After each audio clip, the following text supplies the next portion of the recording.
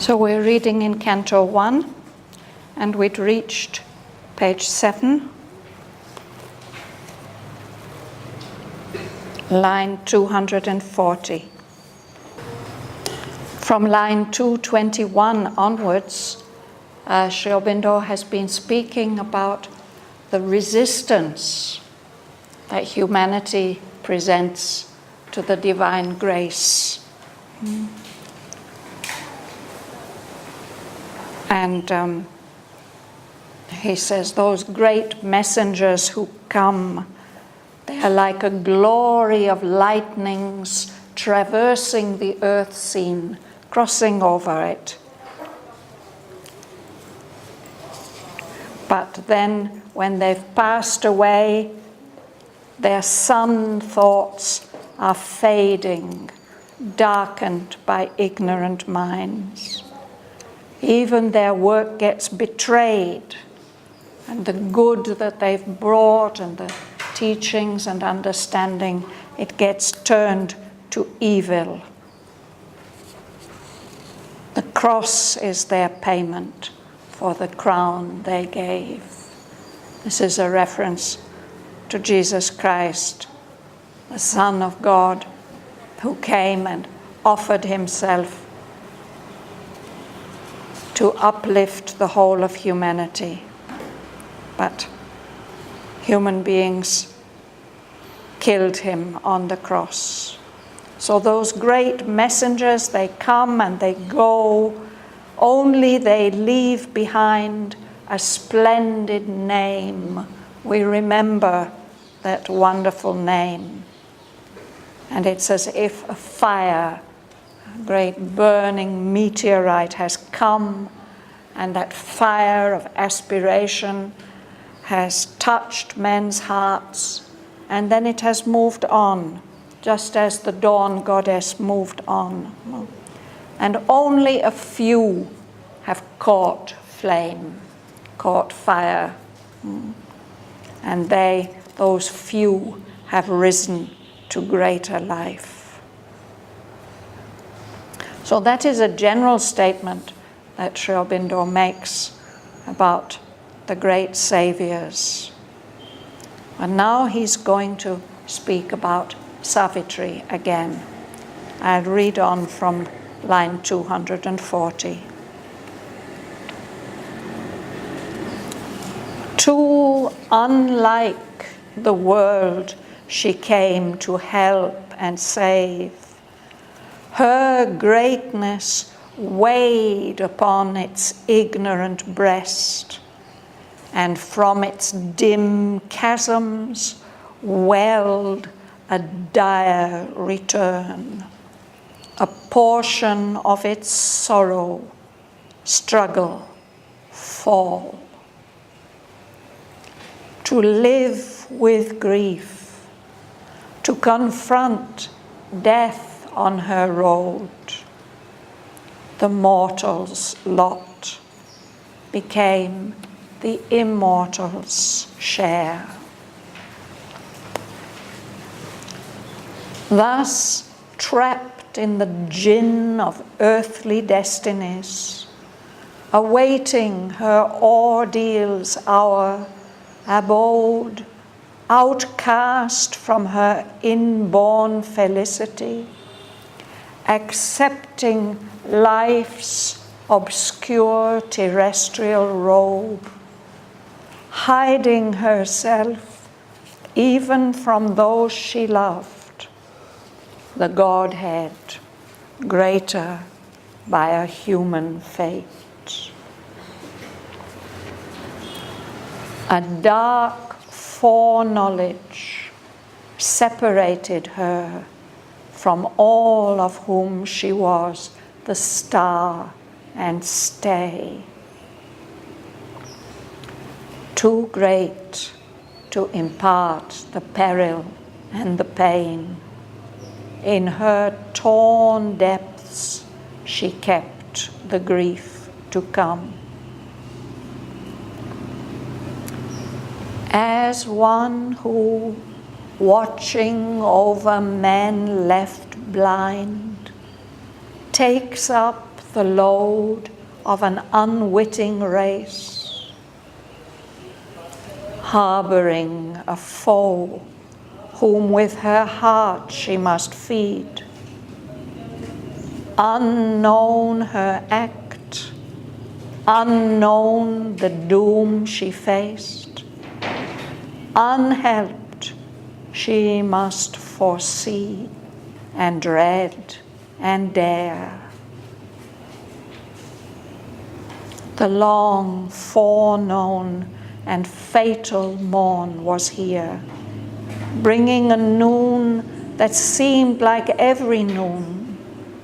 For nature walks upon her mighty way, unheeding when she breaks a soul, a life, leaving her slain behind, she travels on.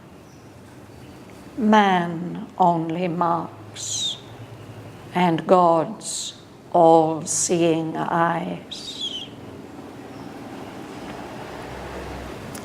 Even in this moment of her soul's despair, in its grim rendezvous with death and fear, no cry broke from her lips, no call for aid.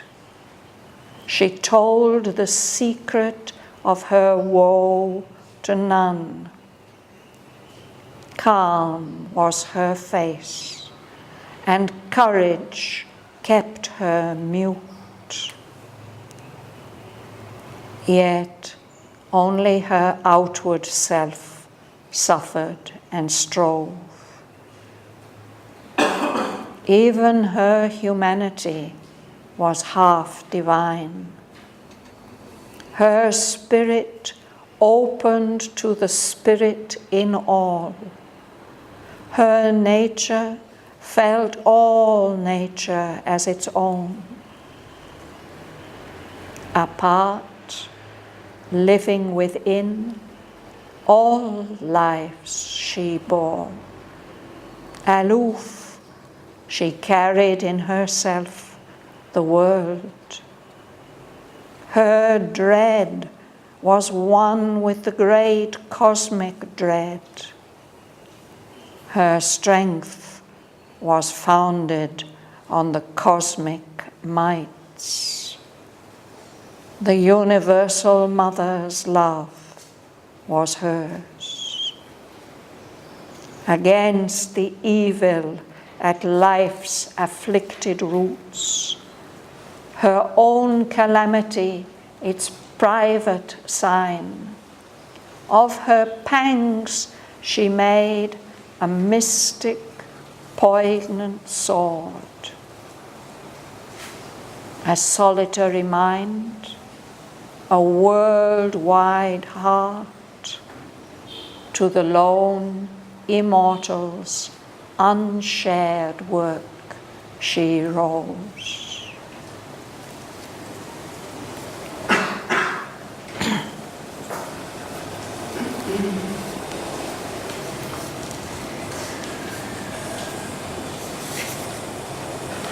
We start this side. Yes. Suresh, you will begin. To unlike the world, she came help and save.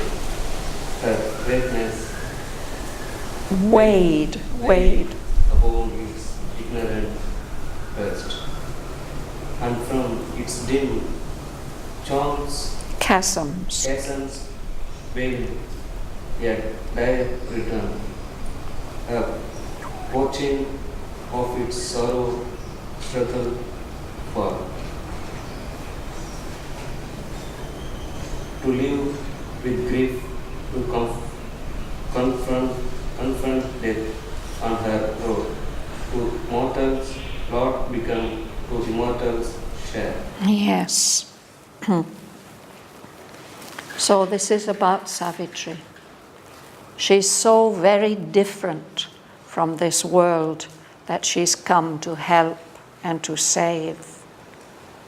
And Aurobindo says her greatness, this greatness that she's brought with her, It is like a heavy weight on the ignorant breast of the earth. And if you put a heavy weight on something, something will come out. It will get compressed. So out of the dim chasms of the ignorant breast of the earth, these different, a chasm is like a crack or a split. It happens with volcanoes. They,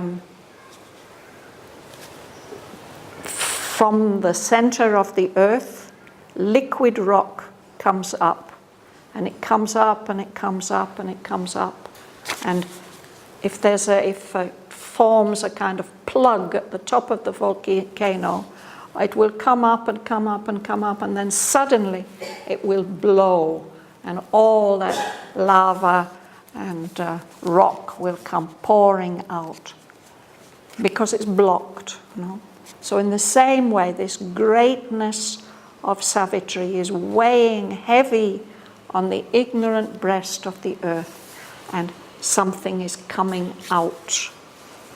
A dire return, a terrible response to all that greatness that she has brought with her to help and save. It offers her a portion, a share of Earth's sorrow, Earth's struggle, Earth's fall from its original divinity. So she has to live like a human being. She has to live with grief. She has to confront death on her life's road. This is the lot of the mortal, our destiny, because we are subject to death. We have to live with grief and face death on our road. She's an immortal, but she's accepted this same earthly destiny. The mortal's lot became the immortal's share. And that's what she's facing now on this morning when she knows that Shraddhavan must die on this very day. She's waking up and knowing that today is the day when he will have to die.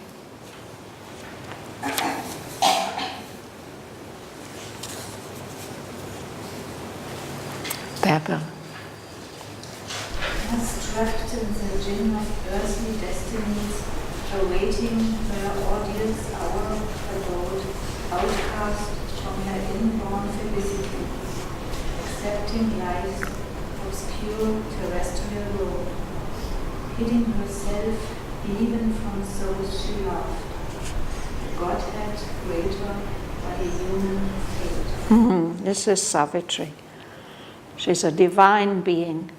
By accepting to be on earth as a human being, she's becoming greater than her original divinity. Professor Aurobindo has come here in the very early days, before we had any buildings. He gave us a wonderful talk about this line, the Godhead greater by human fate. She's trapped. Savitri is trapped by the earthly destinies, what it means to have to live on the earth as a human being. And Aurobindo uses this word jin. Jin is short for engine, and it's used for many different kinds of machines, but it's also used for a trap. A very terrible trap. I think that at the time when Aurobindo was at school or university in England, this kind of trap was made illegal. The landowners used to put it in their woods and in their fields, so that if any of the local villagers came to try and catch a rabbit or a bird for their supper, for their children. They'd get caught by this terrible trap, which probably would break their leg, and they couldn't do anything. They would just have to wait until the gamekeeper would come and open the trap, and then they'd be taken to court and maybe sent to Australia or something terrible. No, so you can laugh, but it used to happen. No? That was the worst thing they could do, was send them to Australia. So like that, Savitri's trapped. She can't move. No, she's just waiting for her ordeal's hour, the moment of the great test and trial, just like that poor poacher waiting for the gamekeeper to come and get him. She's outcast, cast out from her inborn felicity, from the bliss that she was born with. No? We read about it last time, the proud and conscious wideness and the bliss she had brought with her into the human form. Now she's thrown out, cast out, exiled from that bliss, because she's accepted the obscure terrestrial robe of life on earth. It's like a dress that she's put on, and she's hiding herself. She's not revealing her divinity, even to those who are closest to her, those she loved. There she is, trapped, bearing, waiting for her, the hour of her ordeal, the Godhead, the individual divinity who has become greater by accepting a human fate. Sri Aurobindo is going to tell us about her greatness. Sarojini.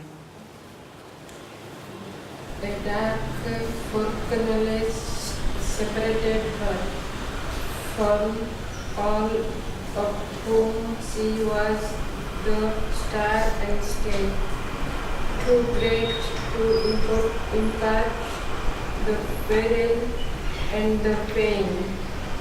In her torn depth, she kept the grief to come. Yes.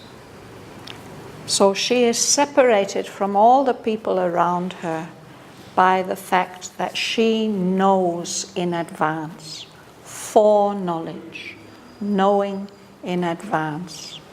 And Mother says that if we all knew what the future is going to bring us, we probably couldn't go on living. No.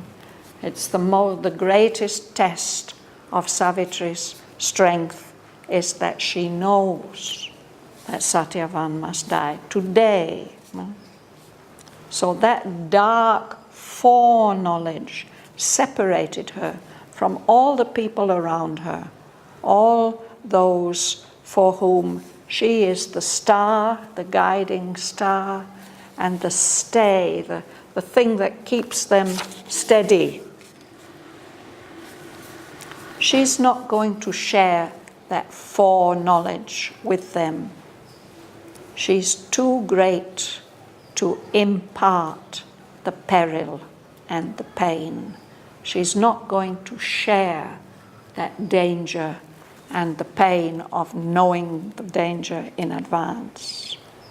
She's keeping all her grief, all the grief that will come to them also, in her torn depths. She's suffering a great deal inside, but she keeps it all hidden there.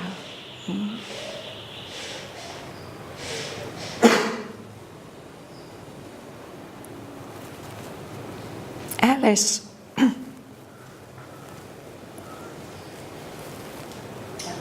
Okay.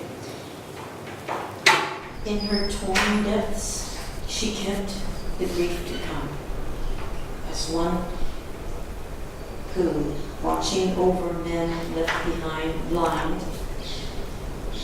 takes up the load of an unending race, harboring a foe, whom with her heart she must feed, unknown her act, unknown the doom she faced.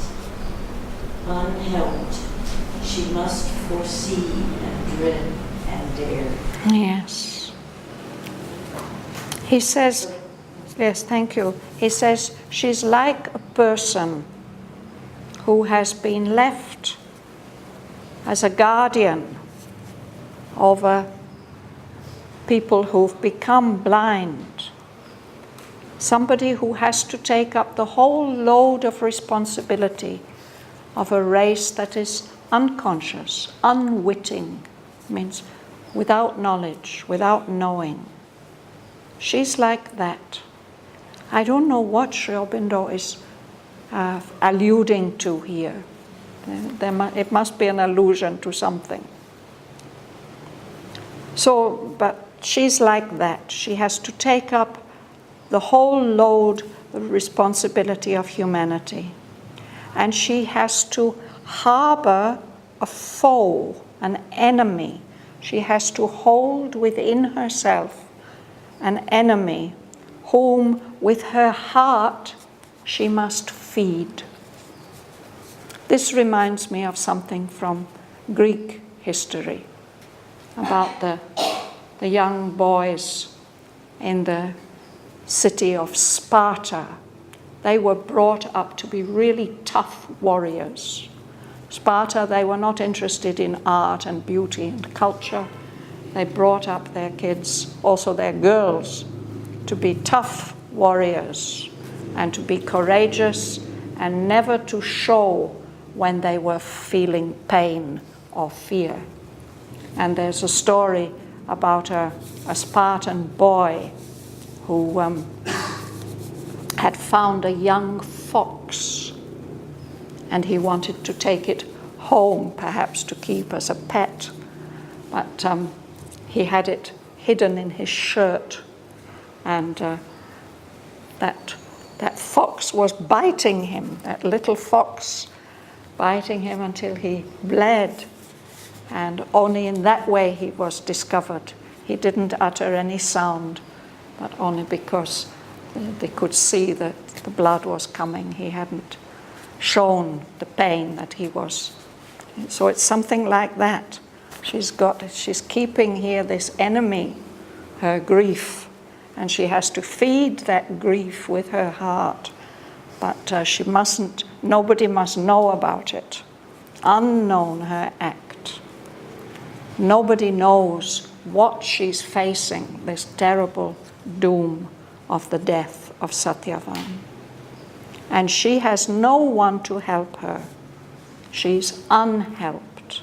She has to do this all alone. She has to foresee, to know what is coming. And she has to bear that dread of what is coming. And she has to have the courage to do that. To dare means to have courage to do something very, very difficult. Shraddhavan, can you tell anything about the reason that Savitri is holding it behind? She doesn't want to share this knowledge with Satyavan or with his parents, because she knows and her parents knew, but nobody else knew. So when we come to book 7, where we see her reaching this moment again, there it is said, she had to bear all this alone. She didn't want those parents to suffer. She didn't want Satyavan to have to suffer this foreknowledge. She had to carry all that within herself. And in a way, this is what is making her greater, having to do this alone. The great are strongest when they stand alone, it says in book 6. That can be said by the mother also, for the mother also. Yes, surely, yes, she had to do that, no? You know, some of the things, terrible things which are going to happen. Yes, yes.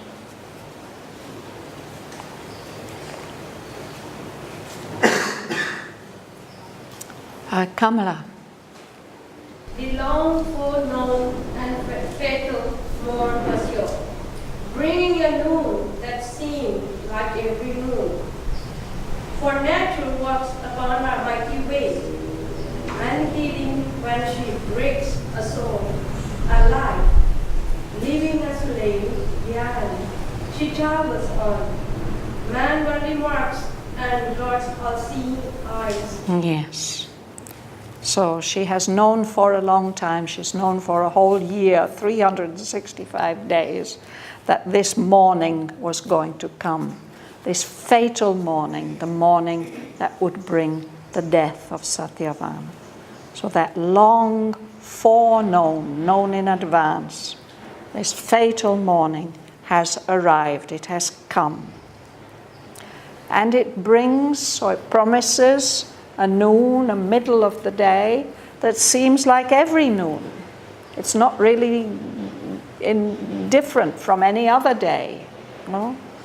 Because nature just goes on her way, she doesn't care.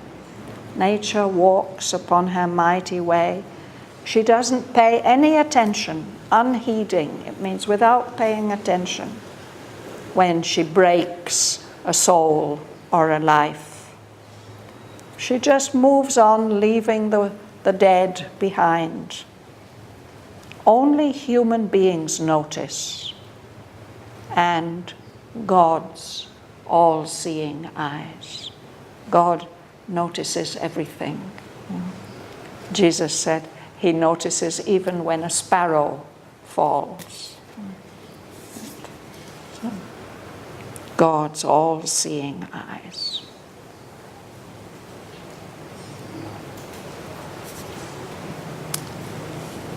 Mila. Even in this moment of a soul's despair, it is grim rendezvous with death and fear.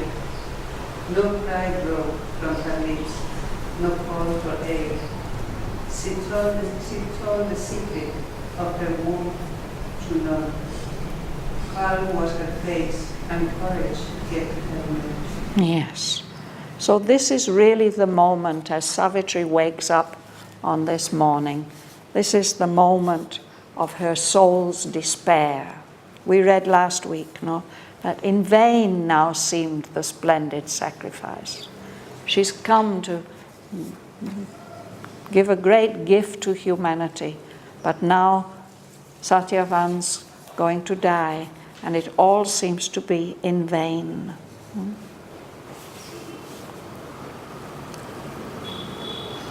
So this is the moment of her soul's despair. Her soul is having to meet death and fear. A rendezvous is an appointment in French. Yeah? This is a grim rendezvous. It's very dark and terrifying. But no cry broke from her lips. No call for aid.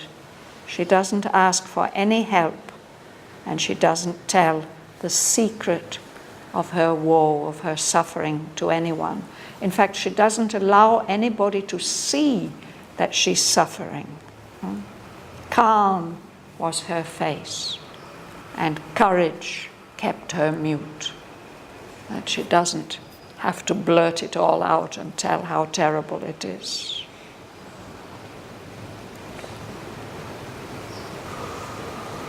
Samadashan. Yet only her outward self suffered in struggle. Even her humanity was half divine. Her spirit opened the spirit in all. Her nature felt all nature as its own. Yes. So it's only the outer human part that is suffering and struggling. She's a human being, but this humanity of hers was half divine. Her spirit opened to the spirit in everything, a universal opening, and her nature feels one with all nature.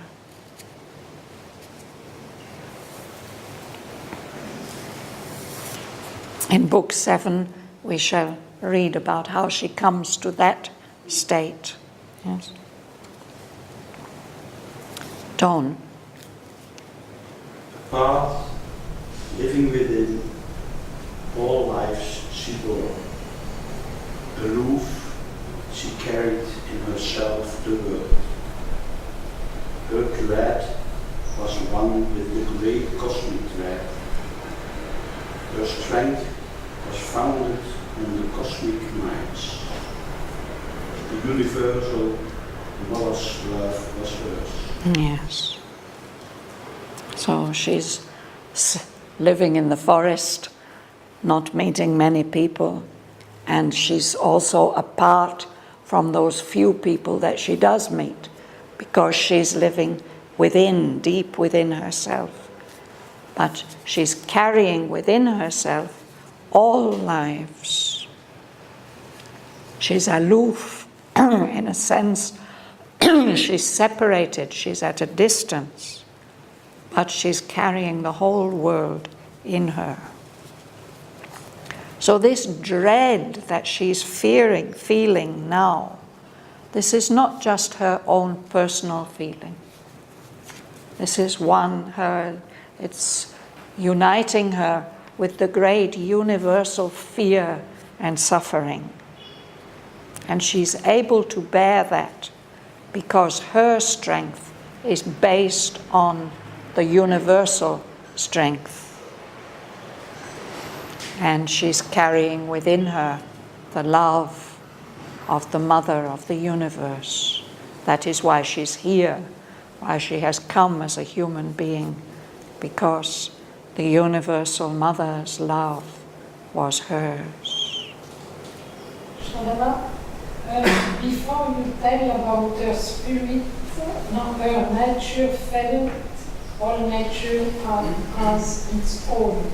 Where she explained, Book 3 in Savitri. Book 7. Book 7. This? Yes. Okay. At the last canto, Canto 7 of Book 7, and the last page, this is described. Okay,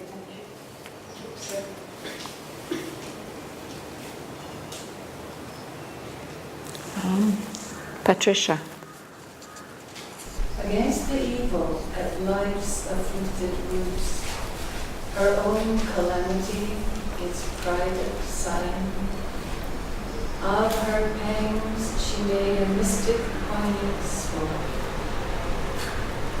A solitary mind, a worldwide heart, to the lone immortal's unshared work she rose. Yes. So this is how Savitri gets up in this special morning. So this pain that she's feeling, she's turned it into a weapon, into a sword with which she wants to attack the evil at the afflicted roots of life.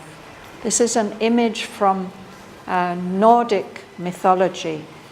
They have this image, wonderful image of the world tree. And there at the roots of the world tree of the universe, there's a terrible serpent, a worm, which is chewing away at the roots. And that is why there is all the suffering and pain and imperfection in the world. So Savitri wants to attack that serpent, that evil, at the afflicted, it means suffering, the suffering roots of life. So her own calamity, the dreadful thing that's happening to her, the death of her beloved husband, is only her private, personal sign of that evil that's there at the afflicted roots of life. It's just her sign. It's actually like that with all of us. We feel our personal pain, but that personal pain is just a private sign of the cosmic suffering. So she's aware of that. So of her pangs, the pains that she's feeling, she has made it into a sword, a mystic, poignant sword. Poignant means sharp, but it can mean sharp also in the psychological sense, something that makes you feel pain. So the pains that she's feeling because of this ordeal of knowing that Shraddhavan must die, she turns that into a weapon that she will use to try to change this evil at the roots of life. So Aurobindo described her to us as being aloof and apart, a solitary mind, but she's also got this worldwide heart of the universal mother. Now she rises in the morning, she gets up to the unshared work of the lone immortal. She has no one to help her. She has to do this work herself.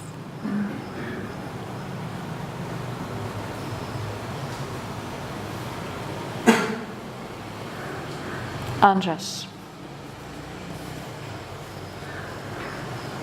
At first life grieved not in her burdened breast, on the lap of earth's original somnolence, inert, released into forgetfulness, prone it reposed, unconscious on mind's verge. Yes. Obtuse and tranquil, like the stone and stone. Yes, thank you. So this is the life force. When she first begins to wake up, that is not grieving, it's not feeling suffering in this breast where she's carrying all this burden.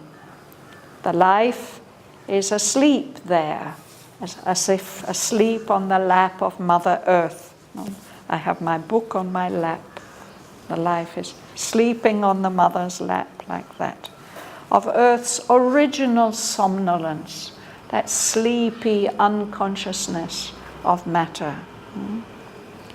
So the life too is inert, it doesn't move. It's allowed to forget, released into forgetfulness. It doesn't have to remember everything. It's her life force is lying there prone, flat, unconscious, on the edge of mind. It's not yet conscious and awake. The life force in her is obtuse and tranquil, like the stone and star. Obtuse means dull or blunt. If you've studied geometry, you will know about acute angles, which are sharp and pointed, and obtuse angles, which are more than 90 degrees. More than 90 degrees, yes, exactly. But we use it in a psychological sense to mean dull and stupid or unconscious. So the life force in her is like that, obtuse, and because it's obtuse, it is tranquil, it's at peace in the same way that material objects are at peace, tranquil, like a stone or a star. They don't grieve.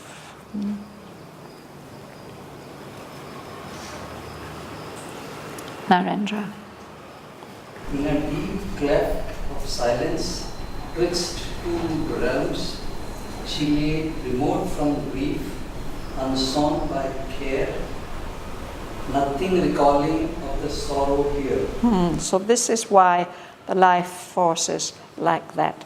She's in a cleft. It's again like a chasm or a canyon, an opening, a deep cleft where everything is silent. It's a kind of crack or division between two realms, the realm of waking consciousness and the realm of sleep consciousness, when you might dream. She's in between consciousness, between sleep and waking.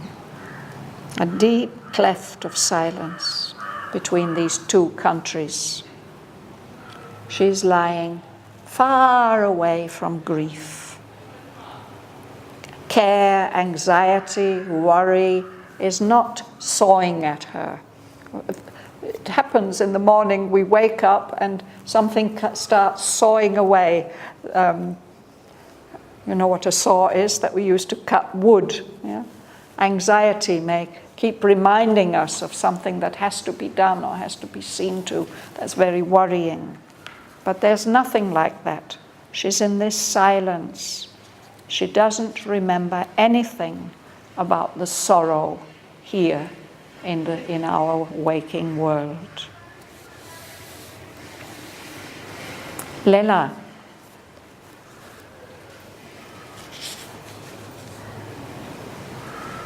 Then a slow, faint remembrance, shadow-like moved, and sighing, she laid a hand upon her bosom and recognized the closed and lingering ache, deep, quiet, old, made literal to its place, but knew not why it was there, nor whence it came. So at first she's in this deep cleft of silence and she doesn't remember anything. But then some slow, faint remembrance moves like a shadow. And she sighs, she lays her hand on her bosom because there's a pain there. She's recognizing that close and lingering ache that's been there a long time, deep, quiet, but it's old. It's made familiar, natural to its place. That pain has been there every morning as she woke up for a long time, this pain. But as she first begins to wake up, she doesn't remember why it's there and where it has come from.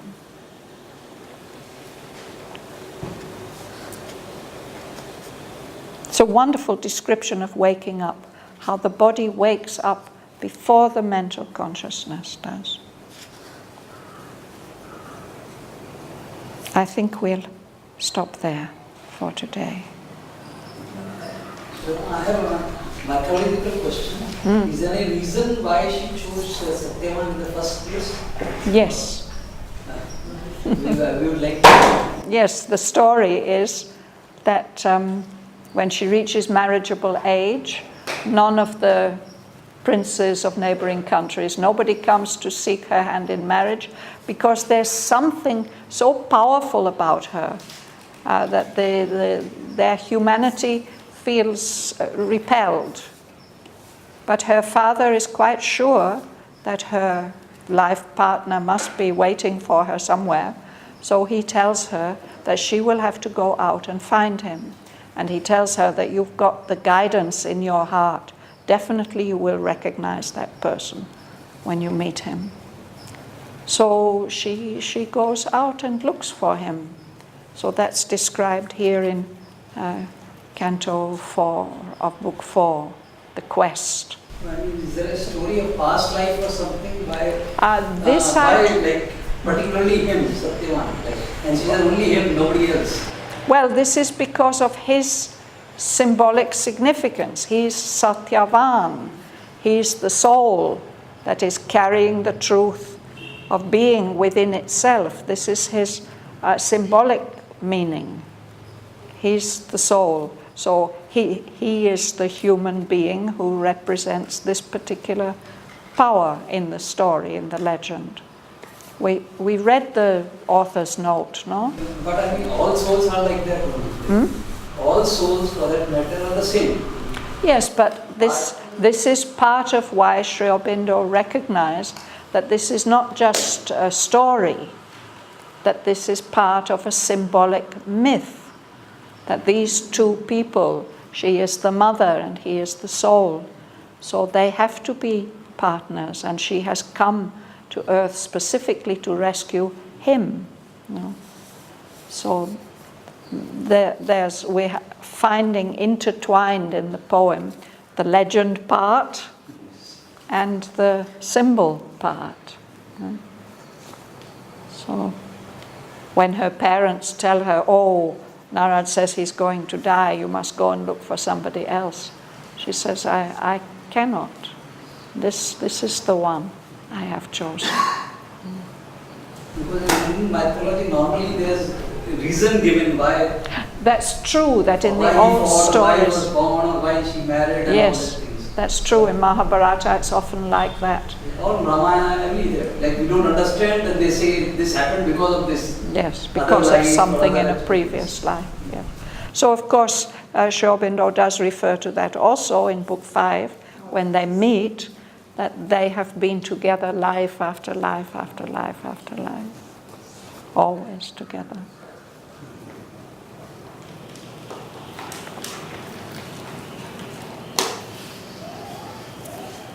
So, those who want to read, we can go back to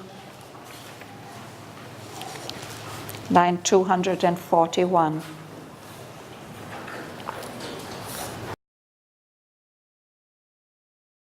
Too unlike the world she came to help and save.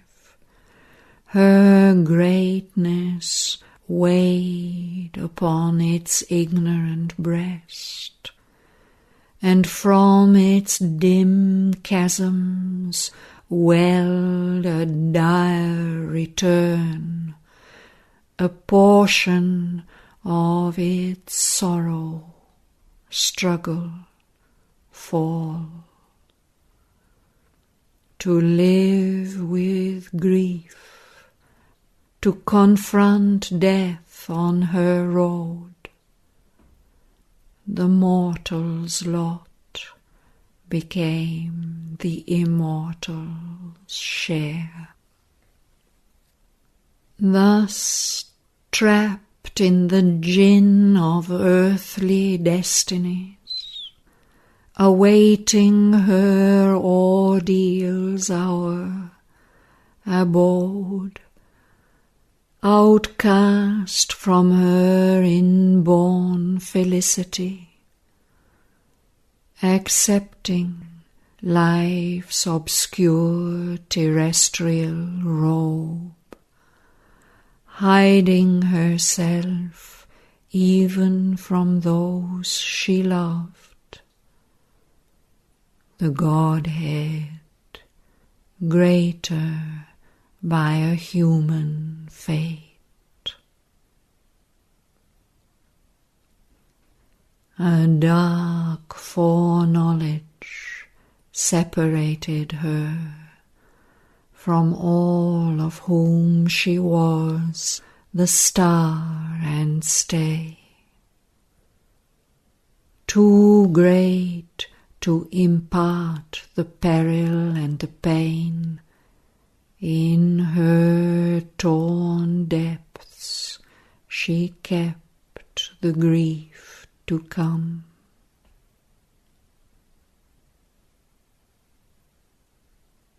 As one who, watching over men left blind, takes up the load of an unwitting race, harbouring a foe whom with her heart she must feed, unknown her act, unknown the doom she faced, unhelped she must foresee and dread and dare.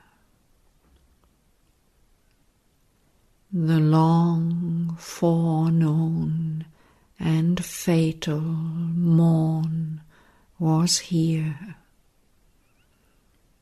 bringing a noon that seemed like every noon. For nature walks upon her mighty way, unheeding when she breaks a soul, a life. Leaving her slain behind, she travels on. Man only marks, and God's all-seeing eyes.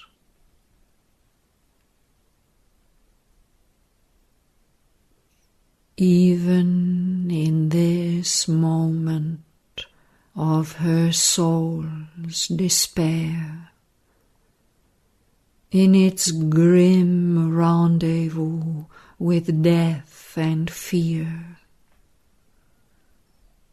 no cry broke from her lips, no call for aid. She told the secret of her woe to none. Calm was her face, and courage kept her mute.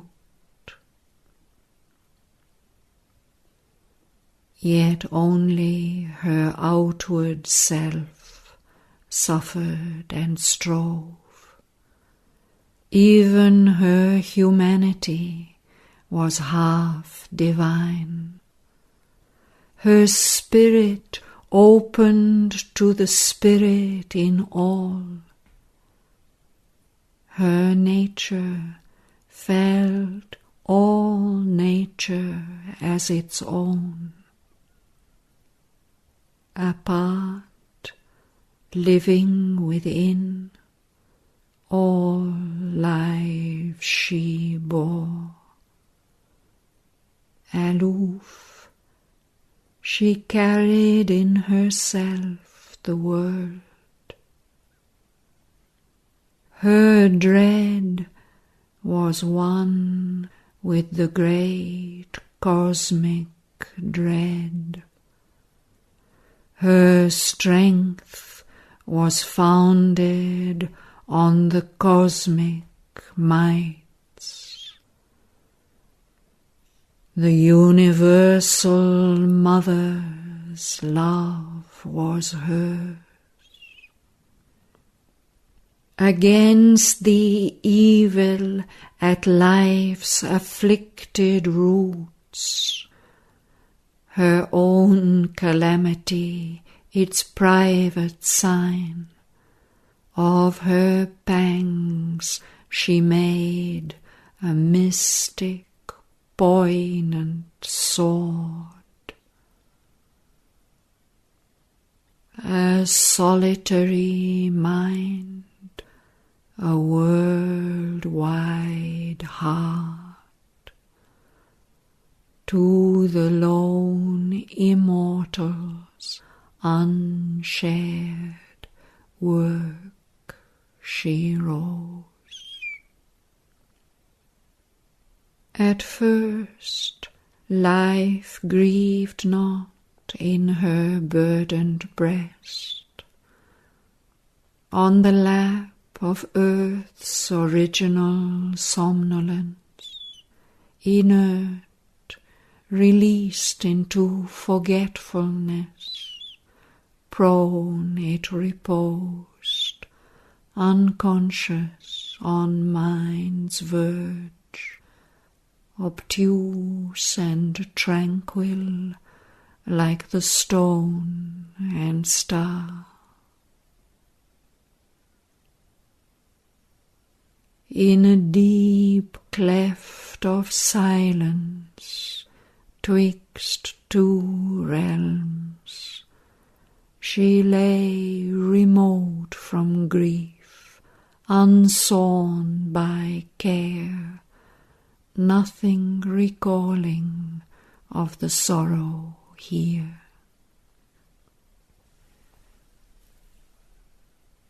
Then a slow, faint remembrance, shadow-like, moved.